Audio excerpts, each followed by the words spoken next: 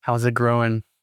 If you've been with this channel for a while, you probably already notice that things look a little empty. And there's a reason for that.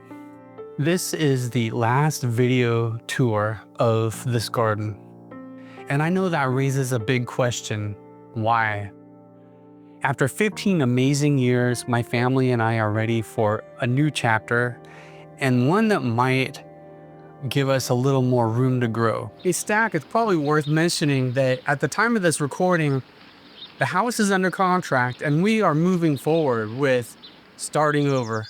The decision to move wasn't easy, but I'm excited and I'm nervous about what comes next. Stack, we've got a situation here. Did you see these? Someone air layered these branches without your permission? Yeah, I think I finally solved the Guerrilla Propagating mystery. Who does that? Normally we start the garden tour at this tree, at that street, and this time we're gonna do it a little differently. We'll save it till the end. Right, and there's a whole story behind that. This garden has been my home, my classroom, and honestly, my therapy. It's been where nature has taught me some tough lessons that I pass along on this channel, like how to manage root knot nematodes and how to work with nature for a resilient, regenerative garden. But I want to take you through one last time the raised beds, the mini food forest, and the little corners that grew something special. So, let's walk through this space together. And stick around to the end where I'll explain exactly what happened to that starfruit tree. All right, hold on. I need to give a quick update. The house has officially sold. And there's even more great news about the buyer. But first, I want to address the cold snap we just had. The coldest cold snap we've had in over 15 years. That's longer than we've lived here. We've had some damage since the filming of most of this episode, but nothing compared to most gardeners in other parts of the state. It's been heartbreaking to see this huge loss. The temperatures here only got 34 degrees 2 days in a row, and some of the pineapple plants were hit the hardest. All right, back to the sale of the house. One of my biggest hopes through this whole process was that this house and all of its edible garden space would not end up in the hands of someone who would just rip it out, didn't really care about it. Didn't care about the fruit trees, the garden beds, and I'm really happy to say that the buyer is genuinely interested in continuing what I've started here. And I can't tell you how good it felt when they asked if I'd be willing to leave some of the garden tools. Of course, I'd be happy to accommodate that request. More than anything, I want them to enjoy the Butterscotch Sapodilla tree, the mango, and all the fruit trees and not cut them down. A lot of people are asking where we're going.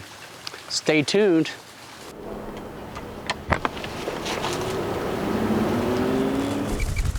So let's flip the camera around here and take a look at the black sapote. One of the hardest parts of moving is leaving behind fruit trees like this. Trees I planted and watched grow to maturity. I've never seen this tree loaded with so much fruit. Black sapote, some people call it sapote. I like to call it sapote. Sometimes it's called chocolate pudding fruit, and it's related to persimmon. You know these are going to be ripe soon when these lift off the fruit. Like here, it's still attached. Very much attached. And then even then, I like to leave it on the tree for another, I don't know, 3 weeks. When it starts to get soft or brown, I'll remove it from the tree.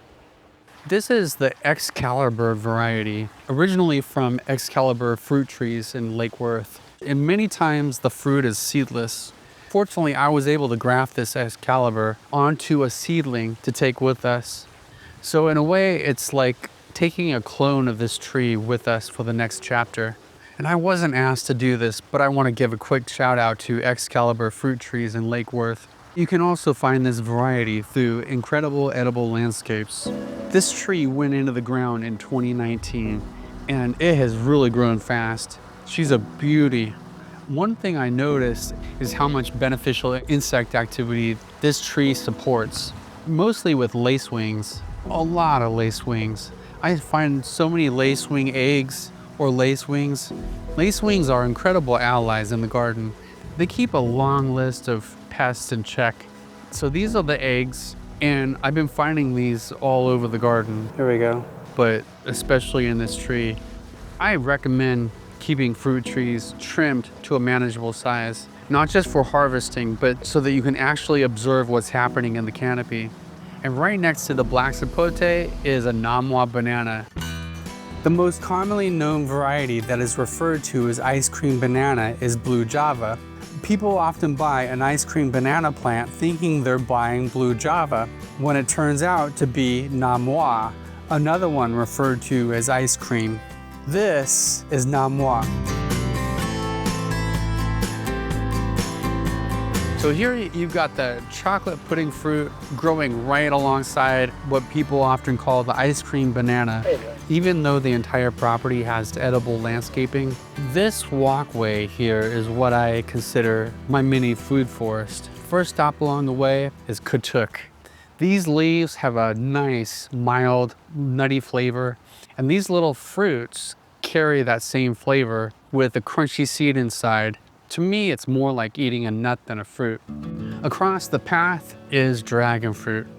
This took years to get established and grow up this palm. This specific plant is Edgar's dragon fruit, and it started producing fruit this past summer. It's been the most productive dragon fruit I've grown so far. I have to admit, I really haven't given my dragon fruit plants the attention they need to maximize their production, and that's something I want to change at the next place. I don't want to wait years for them to start producing, and I really wish I knew way back then what I know now about how to get it going. I sure love mangoes, and we'll talk about my special mango tree later, but this fruit might actually be my favorite. This is Butterscotch Sapodilla. The first time I ever tried this fruit, it was actually a different variety. It was a few doors down. She had a beautiful tree in her yard. It was gorgeous. She also had a for sale sign in front. She kindly gave me a fruit, and I was instantly hooked. The house sold, the new owners moved in. One of the first things the new owners did was cut down that tree. I was devastated. Some people have no idea what they're losing. This is one of my pet peeves about the American food market, is it's so limited and people aren't willing to try new things. That's when I decided I needed my own sapodilla tree, and this butterscotch variety was an easy choice for me. The flavor is like brown sugar on a pear and with a sweet butterscotch twist. So I tried several times to air layer this tree. The last two were close. They probably would have rooted, but the wind snapped them off since they were so high up. In gardening, there aren't really mistakes, they're just lessons. If you spend enough time out here, Mother Nature will always have something new to teach you. South Florida is experiencing a major iguana population boom, which can be a challenge for most gardeners. And I've shared videos on different ways to manage iguanas and discussed a variety of deterrents. One of the most effective methods is having a cat or dog around. My garden cat, Kiki, who used to patrol the garden boxes when it was convenient for her, sadly passed away last year. To help manage the problem, I have been using another strategy, planting Chaya. Iguanas love Chaya. They will usually choose it over anything else in the garden, leaving most other plants alone. During the warm months, Chaya grows quickly and there's plenty to go around. But the cooler months, they do a pretty good job of cleaning up. To help with the problem, I've added a new garden cat, Bruno. I love how Bruno uses the stepping stones to keep his paws clean on his way to the spot where he's gonna drop down and roll in the dirt. Oh, I love my Bruno. He's already taken to the garden and seems to be settling into his new role. You're such a good boy. I think he's doing a really great job. Hey, Bruno. You want to say hi? This is Shampoo Ginger. I love using the ginger juice. You can use it as a body wash, shampoo, and conditioner all in one. And this was a few weeks ago when it looked decent. I've chopped it up by now. And this will bounce right back from the tubers in the spring. Here's some Chaya the iguanas haven't touched yet. And speaking of touching, I don't recommend handling these leaves without gloves. This is jumbo leaf Chaya, and it can have stinging hairs. Ouch. You gotta be kidding me. That was a lesson learned. Next to it is American Beautyberry. This thing produced like crazy over the past summer, and it's starting to produce another round. This Beautyberry got a lot bigger than I intended it to. But, you know, I give it a heavy cut back every now and then. They don't have much flavor on their own, but they make a great jam. At the end of the food forest path here is a large pot with Jamaican Cherry. And the fruit has this sweet cotton candy-like flavor. Sometimes you find people calling this the strawberry tree because the flowers resemble strawberry blossoms. I like to stick with the name Jamaican Cherry though, because there's another completely different tree that people also call the strawberry tree, and it causes a lot of confusion. Jamaican Cherry can get quite large, and the roots can be invasive, so by keeping it in a pot, it controls the size. The trade-off is that it needs regular watering and tends to be a heavy feeder. I feed it compost and chop and drop. Even so, for a tree that's not in the ground, it does pretty well at producing, just not so much this time of year. There are 3 4x8 square foot garden beds. This is called the tabletop method of square foot gardening. And the reason I did this is because it's on the north side of the house. And if these were on the ground, it would get very little sunlight. It already gets a lot of shade from this moringa, and I'm fine with that. I'm fine with a lot of dappled sun. Our sun here is very hot, so most of these cool weather plants are just fine with the sun that they do get. Here's the double rain barrel setup. Typically, I rotate what I grow in these beds. Most seasons, you could break these things down into 3 main groups: herbs, leafy greens, and nightshades like tomatoes. In a normal growing season, bed 1 might have mostly herbs, bed 2 would focus on leafy greens, while the 3rd bed would have nightshades. Then I'd work in some beans, root crops, flowers, and additional herbs throughout the beds. This hasn't been a typical season though. We're selling the house, and this first bed is fully planted as a demonstration bed. And the other beds have a mix of things that I've planted for this season, along with a few holdovers from last year. Another thing that's different this year is that I've got more perennials in these beds than usual.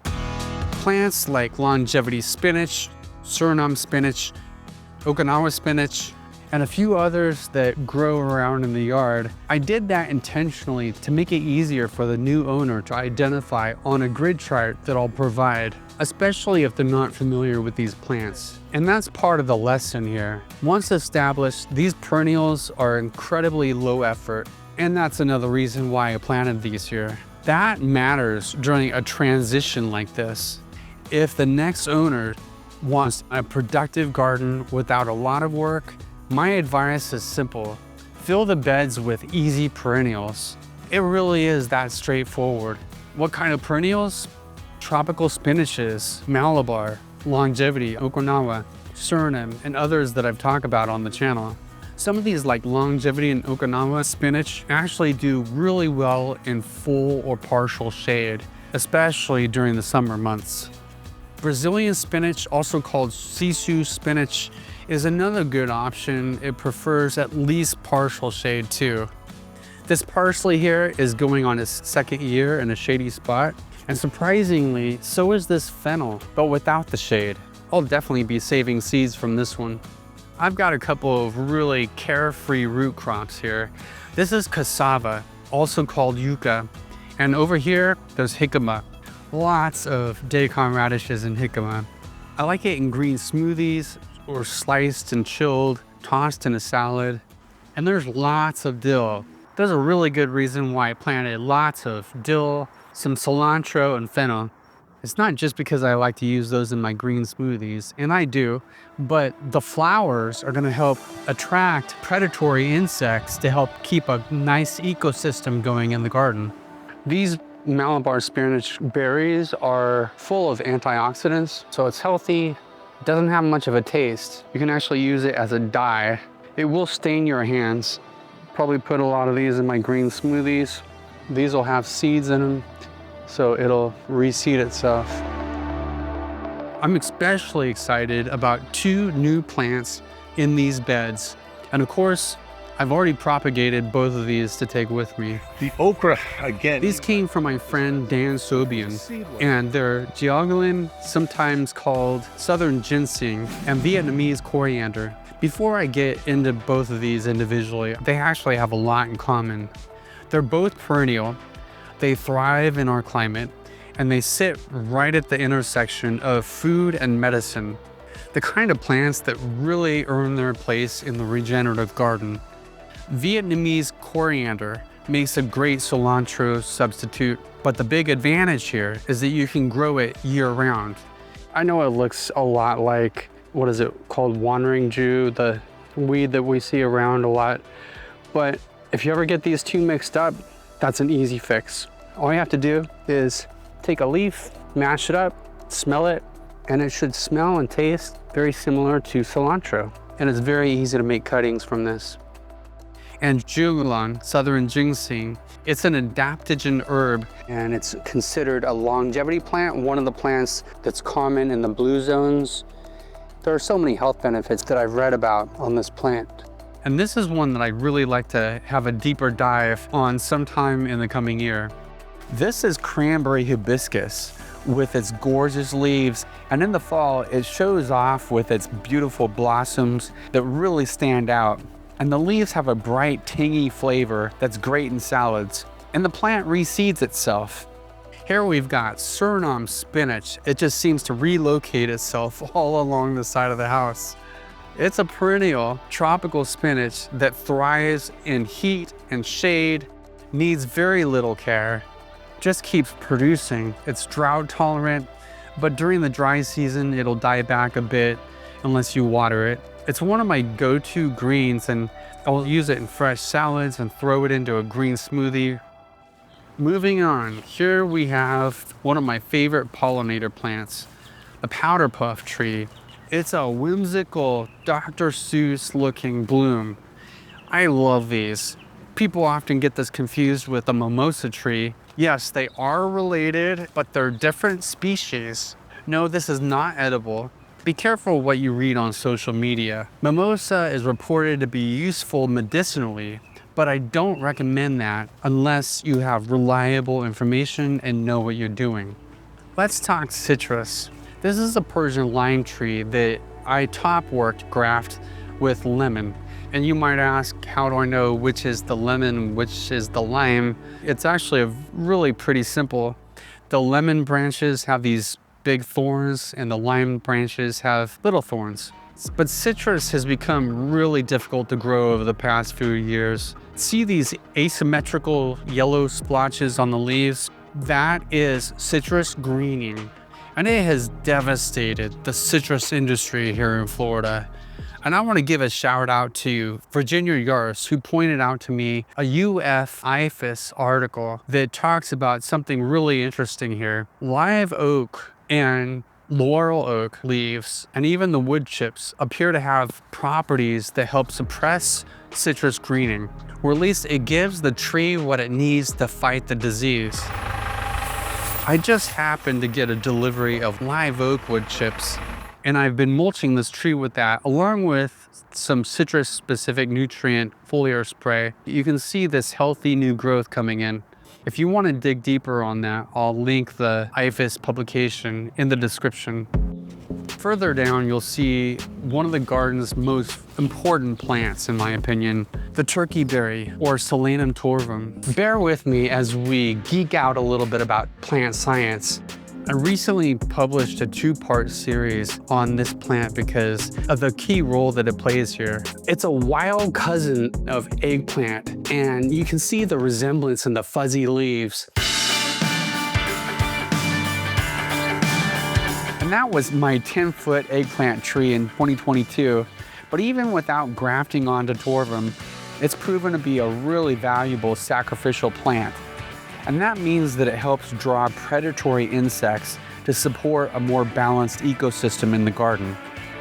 And this is one of my latest eggplant grafts.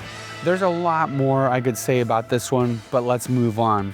I will say that if you haven't seen it yet, check out the 2-part Eggplant Trees series in the Food Forest playlist. Before we move on, I want to share a quick story that really captures why I garden the way I do. A few months ago, our landscaper insisted that ladybugs are killing one of your rubellini palms, but I could see exactly what was going on. The poor thing was covered in scale.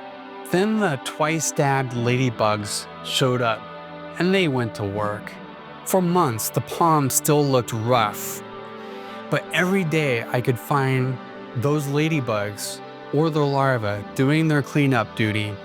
For 6 months, about 6 months of patience, the palm is bouncing back. I did give it a nutrient boost, a foliar spray, a soil drench. But the real heroes were those little predators. It's just another reminder to trust the natural system.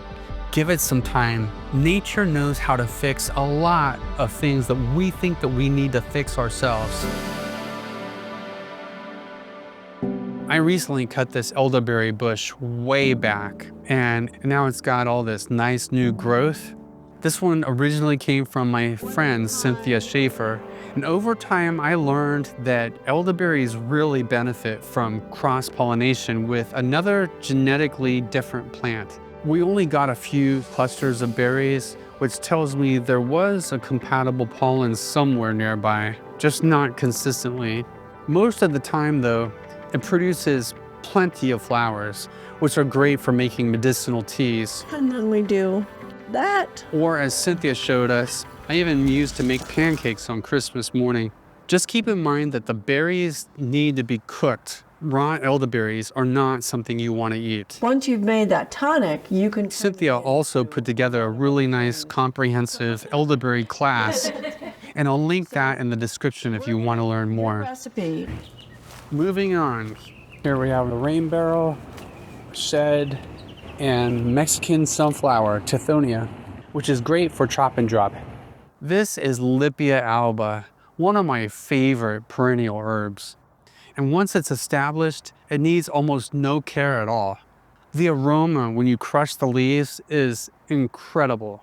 It makes a calming tea. It's one of those medicinal herbs that has been used for a long time, and it quietly earns its place in the garden. Another one that has earned its place right here, right next to Lipia alba, is Betel Leaf. It makes a really nice ground cover, and I love the look of those shiny leaves. I usually mix a few leaves in my green smoothies along with other greens. It's traditionally been used for things like blood sugar support, so it's another plant that I really like having. Why there, Bruno? How you doing there, mister? Next we have butterfly pea. This plant has become quite popular recently, and for a good reason. Its flowers create a stunning blue tea, rich in antioxidants with many health benefits. It's also fun to watch the tea change colors when you add something acidic like lemon. And these pods are edible. And then this is creeping fig on the fence. It shows up in a lot of my videos, so I think I should mention it. Once in a while, it produces what looks like a fig, but just to be clear, this is not an edible fruit. And here's more chaya that the iguanas have been munching on. Fortunately, the plant quickly bounces back when the weather warms up, typically in late spring or early summer. Then we come to a fourth rain barrel here, the only one with the planter on top. Up here, we've got variegated Cuban oregano, along with Malabar spinach. Right here is Barbados cherry, also known as acerola. This is one of those plants that really drives home the idea of embracing your climate and learning what grows exceptionally well where you live. Here in South Florida, acerola thrives. It makes a great understory tree and does well in partial shade. And just to be clear, it's not related to the cherry that most people in the US are familiar with.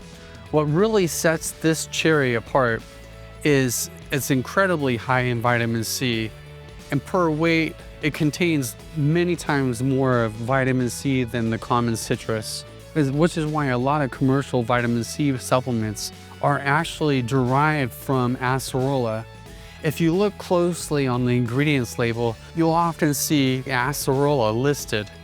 And much like the Barbados cherry, here is Choquette Avocado. It has been one of my best plant purchases ever. We were so impressed the first year it produced with the size, the quality, the overall beauty of the fruit. In the very first year it produced. And then there's this mango tree. I've always felt connected to this one. We bought this house in 2011. That same year, I planted a mango seed.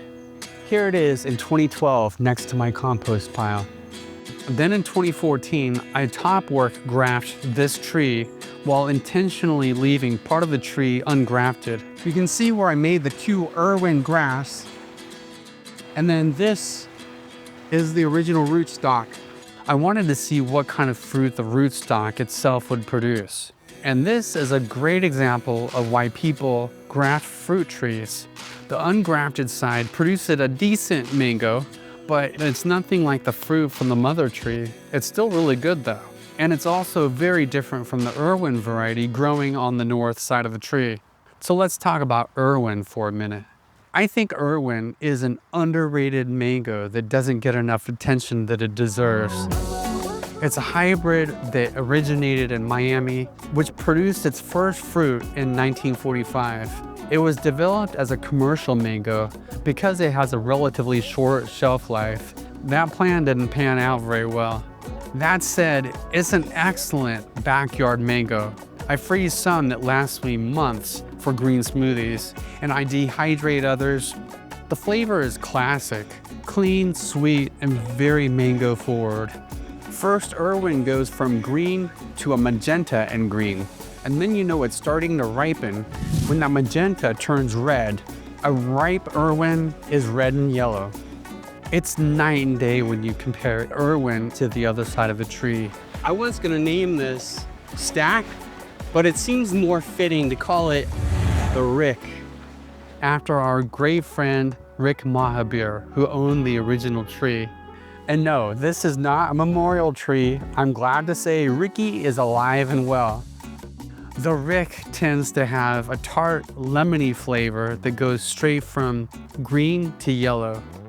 The fruit is usually quite a bit larger than Irwin and has a flavor that just doesn't compare, but still a great mango. But I do prefer these barely ripe. We're approaching the front now, where the poolside landscaping is located. This is Brazilian red banana, beautiful red stalks, and these cute little bananas. It's not the most productive banana out there, but it still earns its place just on its looks alone. And then we're back to the mango again with another Namwah nearby, along with a few dwarf varieties peppered into the landscaping. When we bought this house in 2011, this entire area was the eyesore of the neighborhood. At this point, the only thing that's original from that time is this native West Indian mahogany tree on the corner. And the rest of it grew into what you see here. For that mystery update, someone air layered our starfruit tree. And for those who don't know what air layering is, it's a way to make a new tree from a branch while it's still attached to the tree. You scrape bark and the green cambium layer off the branch, wrap that spot with moss, like this person did with wet grass, then cover it in plastic to keep it moist. After several weeks, roots grow inside that little bundle, and then you can cut the branch off and start a new tree. So whoever did this was trying to clone that starfruit tree. It's quite a bold move, Stack. But I would feel differently if someone actually climbed the fence to do it. But this is by the street. And at first, I just couldn't figure out who did it.